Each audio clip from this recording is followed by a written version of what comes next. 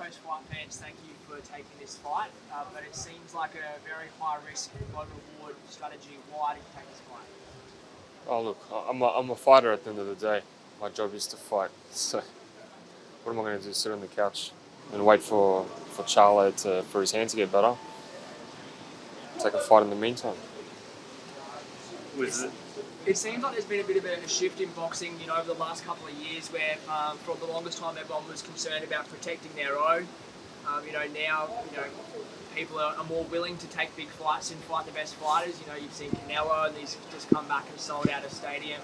You talked about the Tank and Garcia fight, and both of those fighters' stocks went up. Do you think that's right, that you can just take big fights and your stock's going to go up, win, lose, or draw?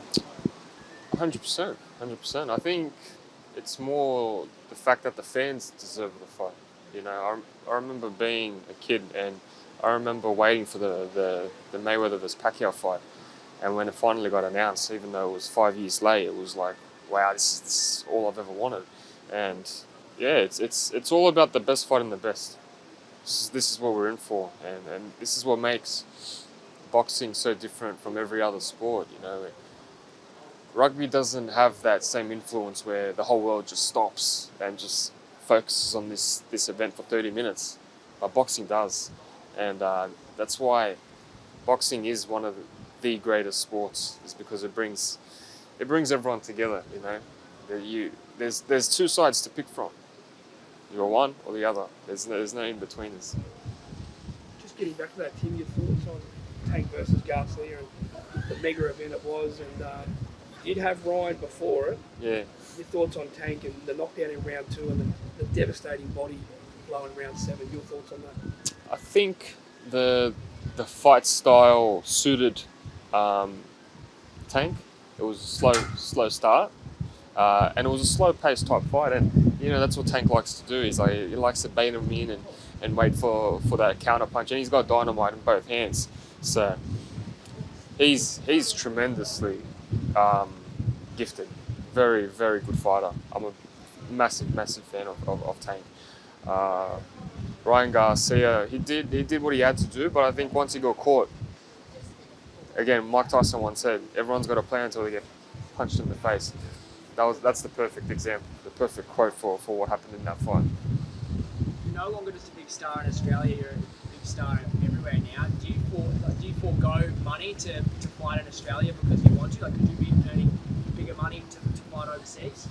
Man, in all honesty, star, what does that mean? Being well known. For me, I'm a boxer. I'm an athlete. I'm not a star. I'm just a boxer. Money, of course, is important. Big fights is important. Legacy is important.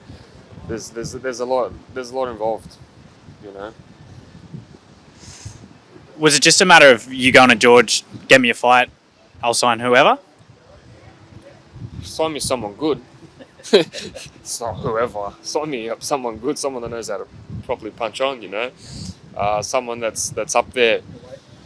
And when we got presented the opportunity to fight at camp, I was like, wow.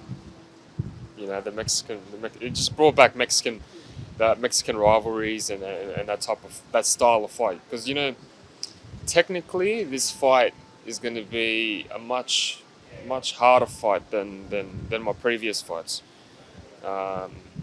It's hard to you get tired in these type of fights. The other fights sort of was like a walk in the park, in all honesty. So yeah, this fight will bring something new in me, this type of style. Do you think, Tim, it'll be a little bit similar to the Inoue fight that we did down in Sydney? Yeah. No, I think this guy's levels above in a way.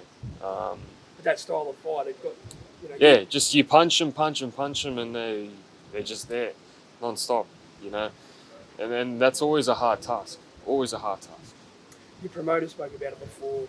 He's no doctor, you're no doctor. In all honesty, with this Jamel waiting the WBO, what are your thoughts on it? And do you honestly believe, Tim, that you will fight Jamel at the end of this year? Yeah, I do believe so. I think we've actually penciling in a date. It's in the making.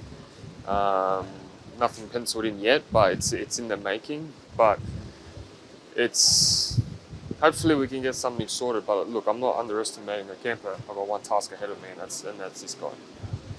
You spoke before about your love for the Gold Coast.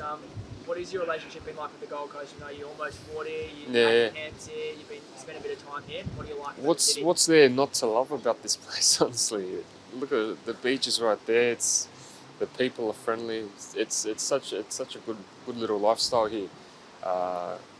Queensland's a good place. I've always enjoyed Queensland and Gold Coast. So we promised that we were going to fight here, and to finally be able to tick it off the list.